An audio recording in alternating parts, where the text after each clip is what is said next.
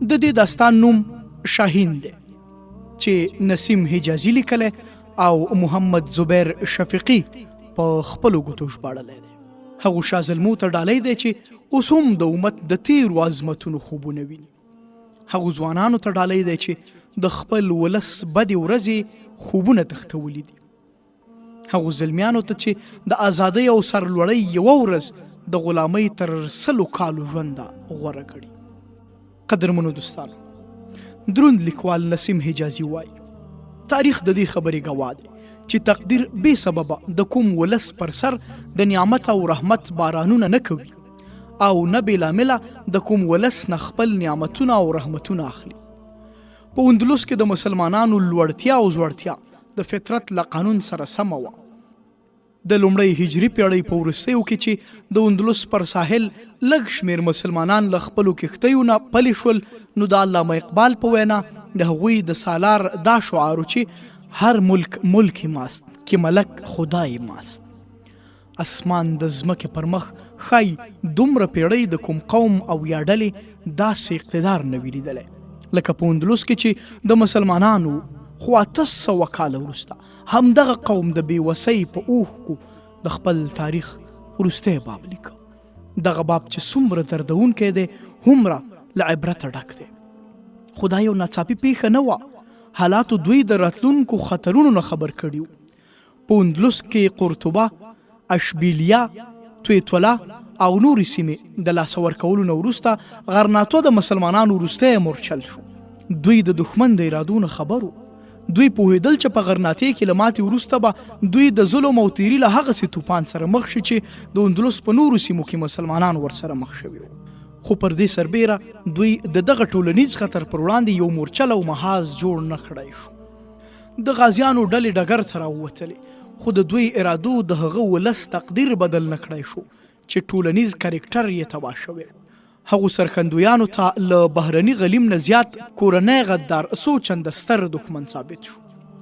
په غرناطه کې د هلال او صلیب جګړه یوازې د یو قوم او بل قوم یا د دوو پوځونو ترمنځ ټکر نه و، بلکې د دوو مختلفو قومونو، د دوو مختلفو نظریو او د دوو مختلفو تهذیبونو ترمنځ جګړه وه. د قسطلیې و اراغونو عیسویان یوازې اسلام دښمنۍ سره متحد کړي وو.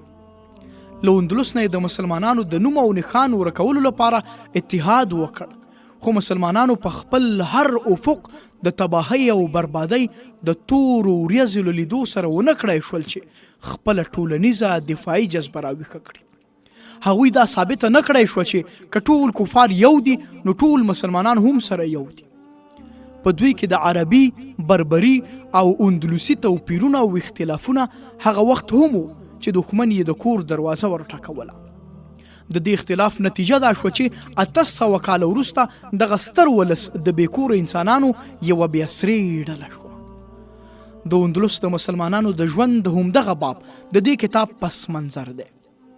د دې کتاب زیاته برخه د 1940 میلادي کال د اګست له 15 نه وړاندې لیکل شوی، خو د اګست له 15 نه وروسته چې کومې پیښې رامنځته شوي د هغوی له لامله ما دا کتاب د خپل پروګرام سره سم ختم نه کړی شو چې له راتلونکو خطرونو نه یې خبر کړم. په خپله د هندوستان په ساره او اوږدو کې تکرار شو. زما په نظر په هند کې د مسلمانانو عامه وژنه هم تصادفي پیښه نه ده او د اندلس په څیر موږ هم پوهېدو چې دښمن څه عزایم او ارادې لري. مسلمانانو د هر قوم په ژوند کې یو داسې مهال راځي چې د ژبې او قلم پر ځای د تورې پرېکړې ډېرې صحیح وي. په دې دنیا کې عزت او سرلوړي یوازې د هغو برخه ده چې قیمت یې ادا کولی شي. د ازادۍ بڼ په هغه خاوره زرغونېدی شي چې د شهیدانو په وینو خړوبېږي. د یو ولس د عظمت داستانونه تل په هغو وینو لیکل کېږي چې تویېدو ته یې بېتابه وي، او کله چې وینې وچې شي نو اوښکې بیا نه پکارېږي. نسیم حجازي.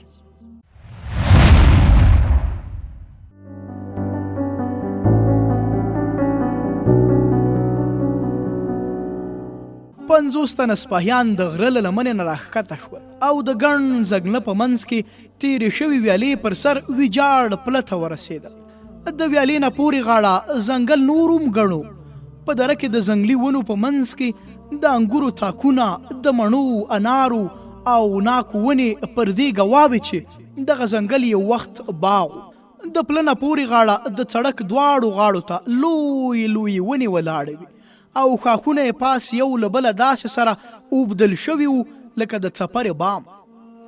وښو او شنو بوټو شاوخوا پر ځمکه لوی او کوچنۍ ډبرې په غېږ کې نیولې او پر دې ګواوې چې دلته د خلکو تګ راتګ او ګڼه ګوڼه نشته چې واښه تر پښو لاندې کړي.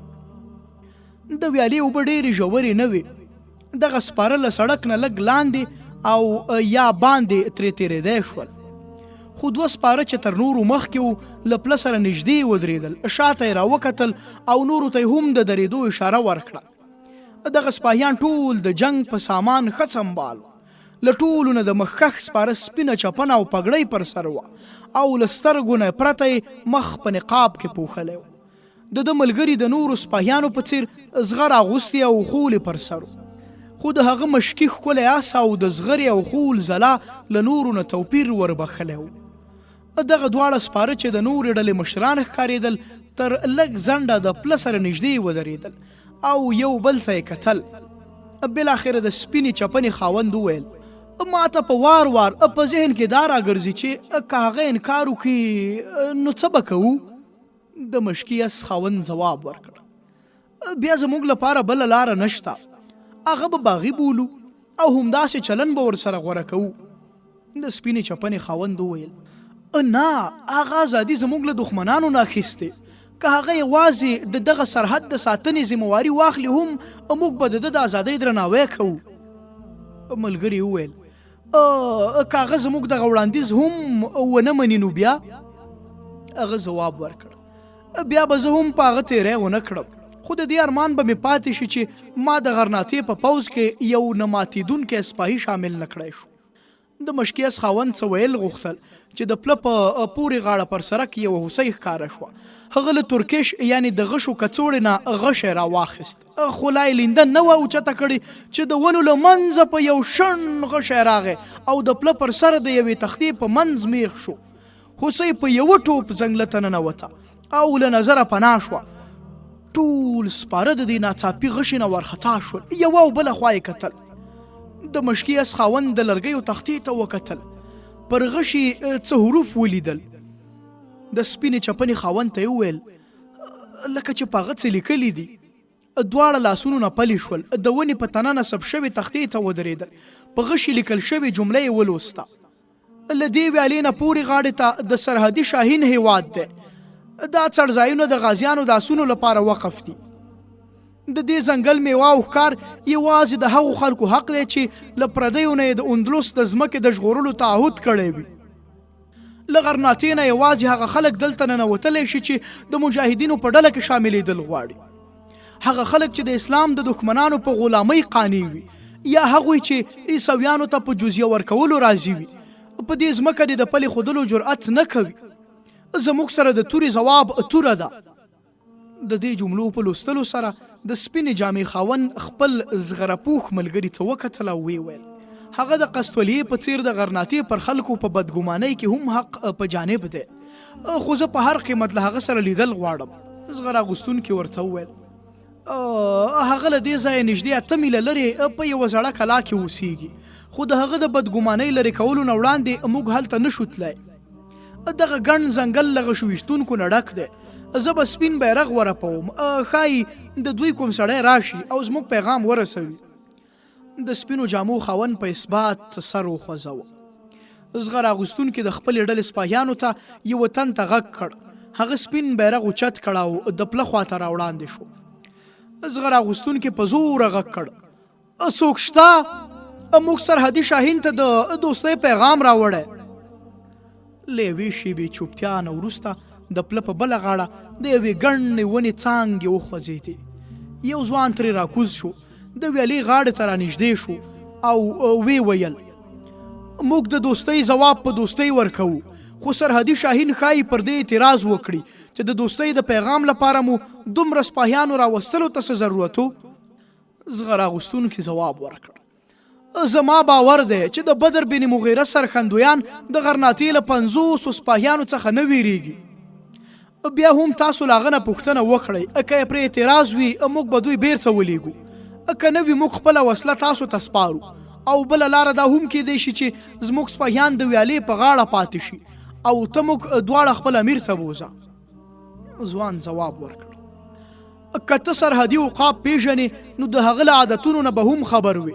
د هغوی له تاسو سره د لیدو پر ځای ښایي له دې خبرې سره زیاته مینه وي چې ستا سپاهیان چې د کوم پوځ سرخندویان دي د هغه پوځ ټول شمیر څومره دی.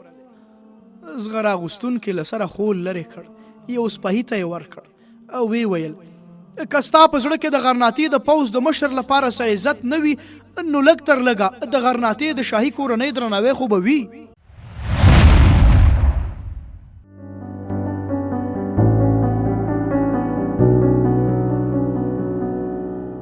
ځوان د اندېښنې په حال کې شاته ونو ته وکتل.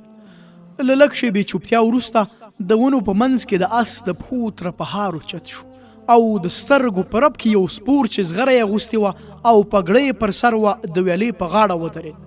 هغه 18 شل کلن یو د خوشحاله بڼې زلمی و. له څېرې نه یې د غیر معمولي زړورتیا رڼا خپرېده. هغه یوه شېبه د ویالې په بله غاړه پوځیانو ته وکتل او ویې ویل د بدر بن مغیره سره د لیدلو لپاره تاسو ته د غرناطې د شاهي کورنۍ د کوم غړي د سفارش اړتیا نشته. هغه د یو مخلص سپاهي په لیدو زیات خوښیږي.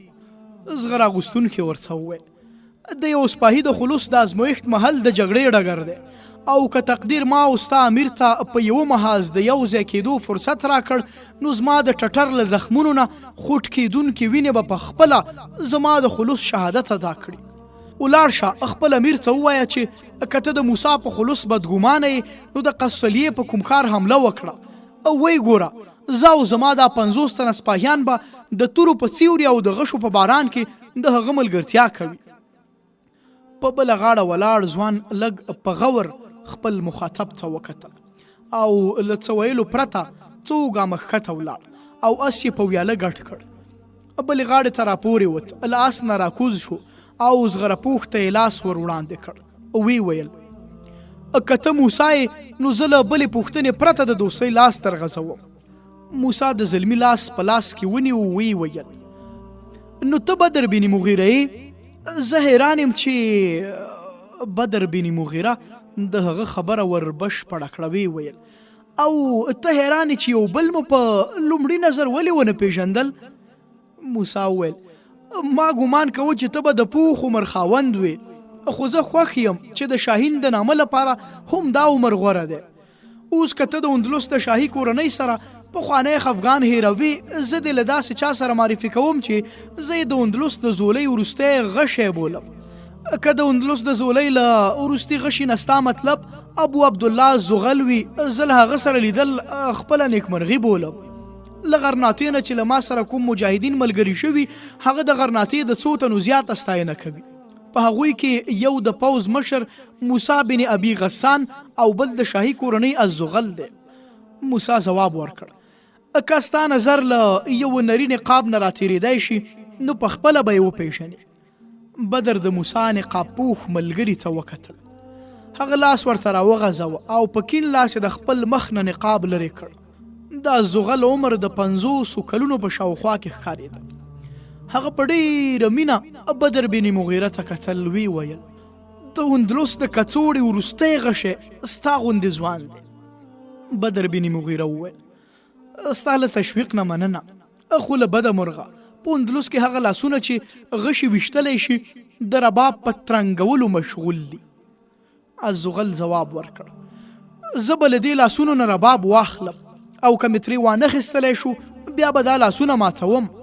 د اندلس بیکاره لاسونه که د رباب له تارونو سره لوبیږي د دې لپاره دي چې هغوی غشي نه لري. زه د دوی لپاره غشي راټولوم. زه تا ته د غرناطې په پوځ کې د شاملېدو د بلنې لپاره راغلی یم. بدر بن مغیره ځواب ورکړ دا بلنه ما ته مخکې هم راکړل شوې وه خو زه او ملګری مې د غرناطې په شاهي ماڼۍ کې د نندارې د سامان په دې ځنګل کې په اوسېدو خوښ یو. دلته له موږ سره د مرمر ډبرو محلونه او ورېښمینې چپنې نشته خو دلته له موږ سره دا ډاډ شته چې د نصراني پاچا جزیه ورکوونکي نه یو. دغه مجاهدین چې د ژوند ټول خواږه یې پریښي په دې ځنګل کې اړولي دي بیرته به غرناطې ته په تګ او دوه اړخیزه غلامۍ راضي نه شي. زه بیریږم چې که دوی غرناطې ته ولاړ شي د دښمن مرۍ پرې کوونکي تورې به یې پڅې شي، بیا به هغه دم ورپاتې نه شي. د غرناطې په بټیو کې به د دوی د تورو اوسپنې اوبه شي، د رباب تارونه به ترې جوړ شي. شاهین تر هغه پورې شاهین دی چې په ګړنګونو کې ځالوي او په پراخه فضا کې الوت کوي. او وبخئ، موږ د شاهي دربار د آدابو په مراد بلد نه یو، موږ یوازې سپاهیان یو او زموږ د جهاد مقصد یو دی. په کومه ورځ چې د غرناطې پاچا دا اعلان وکړ چې موږ به د اشبیلي او قرطبي په محلونو بیرته د اسلام بیرغ رپو، نو زه دا ډاډ درکوم چې موږ ته به د بلنې لپاره ضرورت نه وي، موږ به بې بللو ستا په مخ کې حاضر وو. او د اندلس هغه خاوره چې د غرناطوي خلک خپلې خولې پرې تویوي، موږ به یې په خپلو وینو خړوب کړو. په خدای جل جلاله سوګند دی چې که چا زما په باب دا ګمان کړی وي چې ما د امیر د لقب ګټلو لپاره دا لوبه پیل کړې، نو هغوی اشتباه کوي. زه یو سپاهي یم او د غرناطې د داسې سالار په انتظار یم چې د طارق نظر او د عبدالرحمن زړه ولري. دغه دره به د هغه لپاره د یوې قرارګاه او مرکز په حیث وي، او ترڅو داسې سالار نه وي موندل شوی، زه به د دې مرکز ساتنه کوم. که هغه سالار په تاسو کې کوم یو وي، دا سنګر ورته حاضر دی. که نه وي نو تاسو درځئ، ما پرېږدئ چې انتظار وکړم. له ما نه وړاندې زما پلار او له هغه نه وړاندې زما نیکه د داسې سالار په انتظار دغه مورچل ساتلی و، او زه به هم خپل مسؤلیت ترسره کوم. بدر بن مغیره دا وویل او چوپ شو. الزغل د مینې، خلوص او شفقت جذباتو په مخه کړ. تر ډیرې هغه ته کتل او چوپ. بالاخره یې وویل د مغیره له زوی نه زما هم دا تمه وه. ځوانه مبارکه د هغه ورشو چې ستا آسونه پکې څریږي، مبارکې دي هغه ونې چې سیوري ته یې ته ناست یې. بېشکه د غرناطې محل د دې وړ نه دی چې د شاهین ځاله شي، خو زه تا د دې لپاره نه غواړم چې په ماڼیو کې ووسې. زه تا ته د یو زیري لپاره راغلی یم. موږ له قسطلیې سره تر وروستۍ سلګۍ د جګړې پرېکړه کړې ده. ابوالحسن نن هم د جهاد د اعلان لپاره چمتو دی، خو ما له هغه نه 4 میاشتې وخت غوښتی. په دې 4 میاشتو کې زموږ په مخ کې ډېر کارونه دي، او زه د دې اړه نه وینم چې درته ووایم باید څه وکړې. د بدر ښکلې سترګې له خوښۍ وځلېدې. هغه د زغل لاس په لاس کې ونیو او په شونډو یې کېښود. ویې ویل که د نصرانیانو پر خلاف د بغاوت د جنډې اوچتولو لپاره خدای جل جلاله دغه لاس ټاکلی، نو زه یې مچوم. الزغل غیږ خلاصه کړه او بدر په غیږ کې ونیو. له زغل وروسته بدر موسی ته وکتل. وی ویل زه ستاسو او ستاسو ملګرو ته ښه راغلاست وایم. موسی را وړاندې شو، هغه ته یې غیږ ورکړه. الزغل ورته وویل موسی دغه شاهین دی، پس له ډېرې مودې په پنجو کې راګیر شو، بیا یې پرې نږدې. موسی بدر په تندي ښکل کړ. وی ویل ته اندېښنه مه کوه، زه تا په قفس کې د اچولو پر ځای له تا سره د یو ځای الوتو هڅه کوم. بدر وویل زه تا پیژنم، او بیا زیاته کړه د غرناطې د سترګو تور به څوک نه پیژني. موسی وویل زه یوه خبره ضرور کول غواړم. بدر وویل ووایه. موسی ورغبرګه کړه زما ګمانو چې حالاتو به ته ډېر محتاط کړی، خو نن چې تا څه کړي هغه ستا د عادت خلاف دي. ته موږ ته یوازې راغلی، څه پوه شوې چې زموږ نیت خراب نه دی؟ بدر وخندل، جواب یې ورکړ د 50 تنو که نیت خراب وي هم زه یې دلته د ځان لپاره خطر نه ګڼم. موسی وویل ستا دا باور په څه دی چې زموږ تر شا لوی پوځ نشته؟ بدر بن مغیره جواب ورکړ کله چې تاسو له دې ځایه 20 میله لرې وئ، ما ته ستاسو د راتګ خبر راغی، او ما ته دا هم معلومه شوه چې ستاسو تر شا پوځ نشته. او کله چې تاسو له غره نه راکوزېدئ، ما له یوې ونې نه څار کوه او ستاسو خبرې مې اورېدې. پر دې سربیره زه پوره پام کوم، او رښتیا خبره دا ده چې ستاسو 50 تنه سپاهیان همدا اوس هم زما د ملګرو تر ولکې لاندې دي. موسی حیران شو، څلورو خواو ته یې په ګڼو ونو نظر واچو. بدر وموسکل. وی ویل کوم څوک چې هدف وویني هغه موږ غشی نشو بللی. زه ستا اندېښنې لرې کولو ته تیار یم. دا یې وویل او بیا یې له ترکش نه غشی راواخیست، په لینده کې یې کېښود. هماغه د لرګي تخته یې په نښه کړه او په لوړ اواز یې وویل زموږ درانه میلمانه غواړي وګوري چې اوس دلته څومره شاهینان شته. خبردار اوسئ، تخته ستاسو نښه ده. او کله چې د بدر بن مغیره غشی له لیندۍ نه ووت او په تخته کې ونښت، له 4 واړو نه د غشو باران شو او ټوله تخته د غشو نه ډکه شوه. د ونو پرې شوې پاڼې په هوا کې والوتې. موسی حیران شو، وی ویل زموږ شاته هم په ونو کې ستا ملګري دي؟ بدر ویل اهو، او ستاسو مخې ته هم. د تختې په بل لوري به ته له دې نه هم زیات غشي وګورې. زغل وویل موسی موږ له دې ځوان نه باید ډېر څه زده کړو. زه د څو ورځو لپاره د پوځ یو څو سرداران راستوم. زه زیاتې هیلې لرم او غواړم چې همدا نن موږ بیرته ستانه شو. بدر بن مغیره وویل ما وبخئ، دومره ډېر مې دلته ودرولی، تاسو راځئ هلته به آرام کښېنو او خبرې به وکړو. زغل وویل ستاسو توګنځی خو له دې ځایه ډېر لرې دی، که هلته ولاړ شو نن به بیرته ستانه نه شوای شو. بدر وویل زه تاسو ډېر لرې نه بیایم، راځئ د دې ځنګل میوه او ښکار ستاسو او واښه یې ستاسو د آسونو لپاره تیار دی. زغل وویل موږ ستا میلمستیا قبوله کړه. دا یې وویل او بیا دوی په آسونو پښې واړولې. د بدر په لارښوونه تر اوبو پورې وتل. په بله غاړه بدر په لوړ اواز خپل ملګري ورغوښتل او د سترګو په رپ کې نږدې 200 تنه غشي ویشتونکي سپاره له یوې او بلې خوا نه له ځنګله نه راووتل او د ویالې پر غاړه د پله شا او خوا څخه راټول شول. یو سپور د ځنګله له منځه راووت او ډېر ګړندی دوی ته ورغی. په مخ کې ودرېد او دوی ته یې په تذبذب وکتل. د هغه عمر د 22 کلونو په شاوخوا کې و. څېره یې عربو او یا بربر مسلمانانو ته ورته نه وه، بلکې د اسپاني او عربو ګډې نښې پکې ښکارېدې. په څېره کې د سپاهیانه هیبت پر ځای د علم او ذکاوت علامې جوتې وې. د بدر په څیر د هغه هم سپینه پګړۍ پر سر وه، خو پر زغره د پاسه یې سره چپنه اغوستې وه. د هغه د زین پر سر د څرمنې 2 کڅوړې هم ځړېدلې. بدر هغه ته وکتل او ویل بشیره راغلې، دا د اندلس د پاچا ورور زغل دی او دا بل موسی دی. دوی موږ ته یو زیری راوړی دی. په نږدې وخت کې د قسطلي پر خلاف د جهاد اعلان کیدونکی دی. بشیر لاس نکوز شو، دواړو ته یې لاس ورکړ او ستړي مشي ورسره وکړه. بیا بدر وویل دا بشیر بن حسن دی، تاسو به د ده نوم اورېدلی وي. په اندلس کې تر ده غوره جراح نشته. په قرطبه کې خپله شانداره ماڼۍ پرېښوده او دا دی په دې ځنګله کې له ما سره په ژوند تېرولو خوښ دی. بدر خپلو ملګرو ته څه اشاره وکړه او ټول یو پر بل پسې په ځنګله ننوتل او له سترګو پناه شول.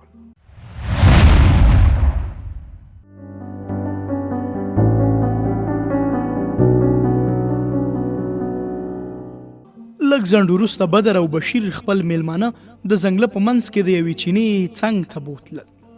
هلته د ونو تر سیوري لاندې په یوه شنه چمن لوی دسترخوان غړېدلی و. د بدر 50-60 تنه دلته هم وو. هغوی د میلمنو آسونه ونیول، یوې خواته یې وتړل او واښه یې ورته واچول. زغل او ملګری چې په دسترخوان کېناستل ښایي ټولو به فکر کاوه چې بدر به د دومره ناڅاپي میلمنو لپاره څه بندوبست کړی وي. بدر لاسونه وپړه کول. د ونو له منځه څو تنه چې لوی لوی پتنوسونه یې په لاس کې وو راښکاره شول او په لږه شیبه کې دسترخوان د مارغانو او ځنګلي حیواناتو ښکار په کباب شوې غوښه او ډول ډول میوو ډک شو. میلمانه حیران شول، یو بل ته یې کتل. بالاخره زغل وویل تاسو ډیر زحمت ایستلی دی، زه حیران یم چې تاسې دومره زر داسې بندوبست څه ډول وکړ؟ بدر جواب ورکړ ما مخکې تاسو ته عرض وکړ چې تاسو له دې ځایه 20 میله لرې وئ. ما ته مو د راتګ خبر راغی. ما ته دا خبر هم رسېدلی چې تاسو په لاره کې ناشته نه ده کړې او چې ما ته مې خبر راوړونکو وویل چې تاسو له ځانه سره د خوراک شیان هم نه لرئ. نو ما به له دې بندوبست پرته نور څه کول؟ د ډوډۍ له خوړلو وروسته دا زغل په امامت د ماسپښین لمونځ ادا شو. له دې وروسته بدر، بشیر، زغل او موسی له نورو خلکو نه لږ وړاندې د یوې ونې تر سیوري لاندې جلا کېناستل. موسی د اندلس نقشه راوښکله او ویې غوړوله او تر ډېره وخته یې د راتلونکې جګړې په اړه په مختلفو تجویزونو خبرې اترې او مشورې وکړې. زغل د بدر ډېر وړاندیزونه ومنل او ویې ویل له حملې نه څو ورځې وړاندې به تاسو غرناطوې ته راوغواړو. سملاسي زه غواړم چې څو نورې سرحدي سیمې هم ستا په اختیار کې شي. ته به له دې ځنګله نه دغه سیمې هم ساتې. موږ به له دې سرحد نه ډاډه شو او ټول ځواک به بل محاذ ته واستو. ما له ابوالحسن نه د دې سرحد لپاره ستا د ولایت فرمان راوړی دی، خو زه ویرېږم که دا کار وشي فردیناند به پوه شي او خطر به احساس کړي او زموږ د تیارۍ نه وړاندې به پر موږ حمله وکړي. د دې په خاطر زما رایه دا ده چې په نامه والي بل څوک وي او کار او صلاحیت به ستا وي. تر 4 میاشتو پورې له عیسویانو سره څه ټکر او جګړه زموږ په ګټه نه ده. په دې موده کې به موږ د دوی له وضع ځان خبرو. تاسې د قرطبي، اشبیلیې او نورو ښارونو خپلواکي غوښتونکي راټول کړئ. زه به د هغوی لپاره د وسلو او اسونو بندوبست وکړم. زما باور دی که یوازې یو ورځ د غرناطي او نورو اندلس مسلمانان سره یو شول نو موږ به دغه ملک د تل لپاره د عیسویانو له غلامۍ نه آزاد کړو. بدر په غمجنه لهجه ځواب ورکړ. کاش کې په دغه خبره چا 50 سل او یا 200 کاله وړاندې سوچ کړی وی. 200 کاله وړاندې یوازې له قرطبي او اشبیلیې نه 3 لکه مهاجر غرناطي ته د جهاد لپاره تللي وو، خو هلته د حسد او دښمنۍ په اور کې د دوی تورې ویلې شوې. یوازې په دغه دره کې 50 کاله وړاندې 15,000 تنه مجاهدینو، نن له ما سره یوازې 15,000 تنه غازیان دي. خو که غرناطي د جګړې او مقابلې پریکړه کړې وای نو د دوی شمیر 3 چنده کېدای شي. تر اوسه پورې زیات فالتو اسونه په دې ځنګله کې څري. که موږ ته د وسلو ضرورت شو تاسو ته به احوال درکړم. بدر ته د سرحدي سیمو د سپارلو په اړه د زیاتو مشورونو وروسته زغل خپلو ملګرو ته د سفر د تیاري حکم وکړ.